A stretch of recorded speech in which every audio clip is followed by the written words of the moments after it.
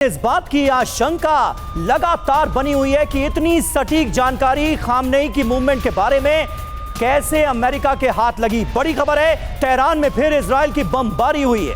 जी हां, इजराइल ने एक बार फिर एयर स्ट्राइक की है, यह जानकारी मिल रही है। इजरायली एयरफोर्स ने एक बार फिर अपनी एयर पावर दिखाते हुए उत्तरी तेहरान में हमले किए हैं। तेहरान के बीचों बीच का यह इलाका जहां पर इजरायली डिफेंस फोर्सेस ने भीषण बमबारी की है, यह इस वक्त की बिल्कुल ताजा खबर हम आपको दिखा रहे हैं। राजधानी तेहरान में कई जगहों पर बमबारी की खबर सामने आ रही है। ताजा तस्वीरें भी आपको दिखाएंगे, लेकिन ये उत्तरी तेहरान के वो इलाके हैं जिन्हें इजराइल ने एक बार फिर बमबारी करके दहला दिया है। उत्तरी तेहरान में 10 धमाकों की आवाजें सुनी गई हैं। तो क्या एक बार फिर ईरान के खिलाफ इजराइल की स्ट्राइक शुरू हो गई है, ऑपरेशन शुरू हो गया है? यह है सवाल। राजधानी तेहरान में, ईरान की राजधानी तेहरान में कई जगहों पर हमले हुए हैं। इजरायली हवाई हमलों से तेहरान में भगदड़ मच गई है। तेहरान की तस्वीरें थोड़ी देर पहले सुरभि हमने अपने दर्शकों को दिखाई थी, जिसमें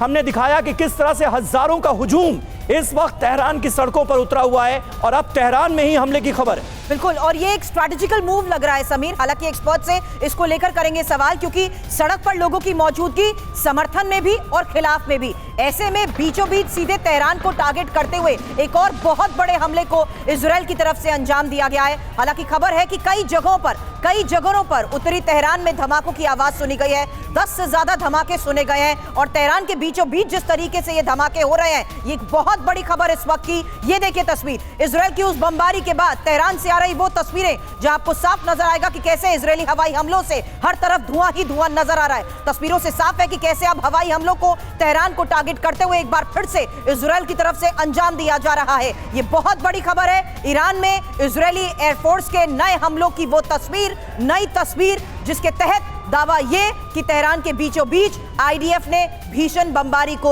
अंजाम दिया है। राजधानी तेहरान, अलग अलग जगहों पर धमाके, कई जगहों पर एक साथ 10 से ज्यादा धमाकों को लेकर इस वक्त की ये सबसे बड़ी खबर है। हालांकि इन खबर और तस्वीर और दावों के साथ ये साफ हो चुका है समीर कि कैसे अब इजराइल तेहरान को टारगेट करते हुए अलग अलग स्तर पर ऑपरेशंस को अंजाम दे रहा है। और ये एक और ऐसे हवाई हमले जहां 10 से ज्यादा लोकेशंस को एक साथ टारगेट किया गया। समीर, इजरायली एयरफोर्स का ये ऑपरेशन था और देखिए तस्वीरें सामने आ गई हैं। ये सबसे नया वीडियो हम आपको दिखा रहे हैं। इजरायली एयरफोर्स ने जो बड़ा अटैक किया है तेहरान के बीचों बीच, आईडीएफ की, इजरायली डिफेंस फोर्सेस की भीषण बमबारी हुई है।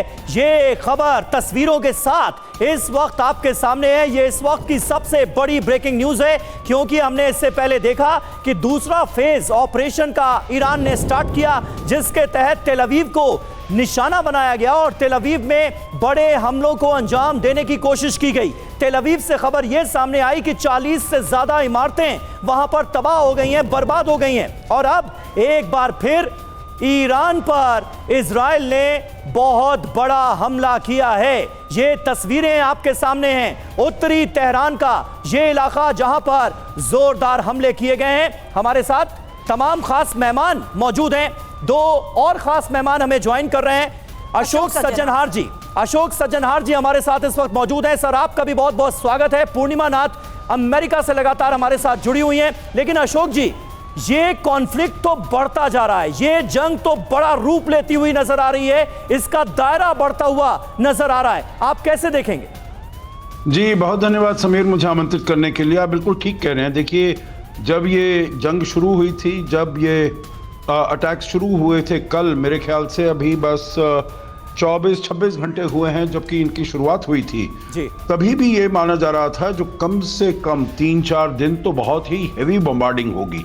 और मेरे विचार से उससे पहले तो ये थमने वाला नहीं है, क्योंकि बिल्कुल उनको डिग्रेड करना है जो अमेरिका और इजराइल ने। वहाँ पर ईरान का जो भी सिस्टम्स हैं, जो भी इंफ्रास्ट्रक्चर है, मिलिट्री इंफ्रास्ट्रक्चर है, मिसाइल्स है, न्यूक्लियर एनरिचमेंट फैसिलिटी है, सबको उन्होंने डिग्रेड करना, उनकी सीनियर लीडरशिप को एकदम डिकैपिटेट करना है।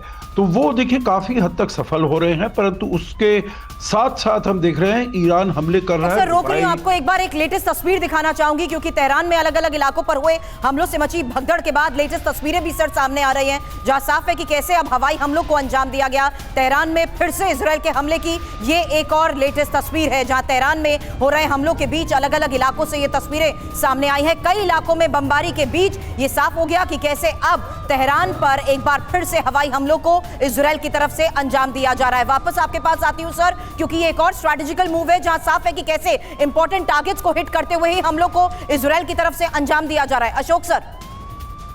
जी आप बिल्कुल ठीक कह रहे हैं। देखिए इसमें वो हमले वहां पर होते रहेंगे। तेहरान की जो क्षमता है वो बहुत कम कर दी गई है, बहुत उसको उसमें नीचे वो हो गया है, क्योंकि देखिए जब वहां पर उनके सुप्रीम लीडर को निकाला गया, हटाया गया वहां पर, तो जो वहां की फोर्सेस हैं, क्योंकि एक तो आपकी इक्विपमेंट क्या है, वो उसकी क्या स्थिति है आपके पास, ना तो आपके पास एयर डिफेंस है, ना आपके पास एयरक्राफ्ट है जिससे कि आप कोई किसी प्रकार का ऑफेंसिव लॉन्च कर पाए वहां पर।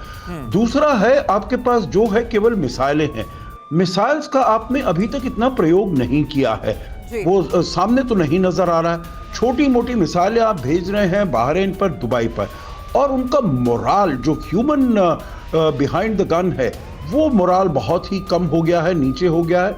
सारे उन्होंने उनके जो मिलिट्री सीनियर कमांडर्स हैं सबको एकदम नष्ट कर दिया है, खत्म कर दिया है सर। और यही कोशिश भी लग रही है समीर, जहां कहना गलत नहीं होगा कि ना सिर्फ टॉप लीडर्स को हिट किया गया है, बल्कि जहां से ये मिसाइल वार की जाएंगी उन्हीं लोकेशंस को टारगेट किया जा रहा है, जहां गोला बारूद या इंपॉर्टेंट ऐसे डिपो हैं जो मिलिट्री इंस्टॉलेशंस हैं, उन्हें सीधे तौर पर क्या इन ऑपरेशंस में अब टारगेट किया जा रहा है। मनीष से इसको लेकर ही करूंगी सवाल, उससे पहले एक बार फिर से बता दें, ये लेटेस्ट तस्वीर इस वक्त हम आपको दिखा रहे हैं इजराइल के उन हमलों की जो अभी अभी तेहरान पर अंजाम दिए गए हैं, और ऐसे इजरायली एयरफोर्स के नए हमलों की अलग अलग जगहों से ही तस्वीरें सामने आ रही हैं, जिससे साफ है कि कैसे इलाके में ये धुआं है। लेकिन मनीष एक क्विक सवाल आपसे, ये समझते हुए कि क्या वाकई अगर हाई वैल्यू टारगेट्स की हम बात करें तो इजराइल स्ट्रैटेजिकली ना सिर्फ टॉप लीडरशिप को खत्म करने में अभी तक कामयाब रहा, अब उन लोकेशंस को टारगेट कर रहा है जहां से वो मिसाइल वार करने की तैयारी में है ईरान।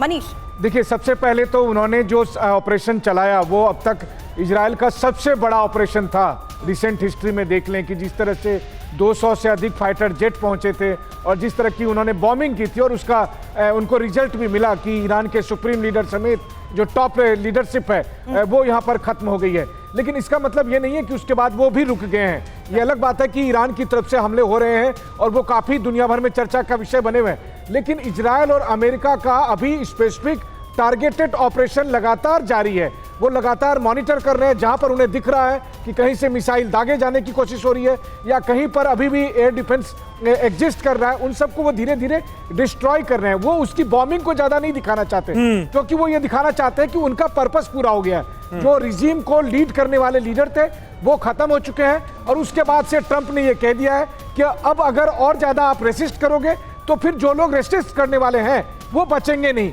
ये अलग बात है कि उनकी धमकी लोग मानेंगे या नहीं मानेंगे। इतनी सटीक लोकेशन ईरान के सुप्रीम लीडर खामनेई के बारे में अमेरिका को कैसे मिली, ये भी एक सवाल है। हम सब जानते हैं कि मोसाद का कितना जबरदस्त पेनिट्रेशन ईरान के अंदर है, लेकिन क्या यह माना जाए कि सटीक जानकारी थी अमेरिका के पास और ये हमले किए गए, या फिर सब कुछ जानते बूझते, जिस बात का थोड़ी देर पहले हम जिक्र कर रहे थे कि खामनेई ने यह तय किया कि वो शहादत देंगे, सरेंडर नहीं करेंगे, तो ये सब कुछ जानते बूझते भी खामनेई वहीं पर मौजूद रहे अपने घर में और उनकी जान चली गई। बिल्कुल, देखिए साफ तौर पर लग रहा है कि ईरान के सुप्रीम लीडर अपने घर पर ही रहे, अपनी फैमिली के साथ रहे, क्योंकि जो लोग मारे गए हैं उसमें उनके क्लोज फैमिली मेंबर हैं।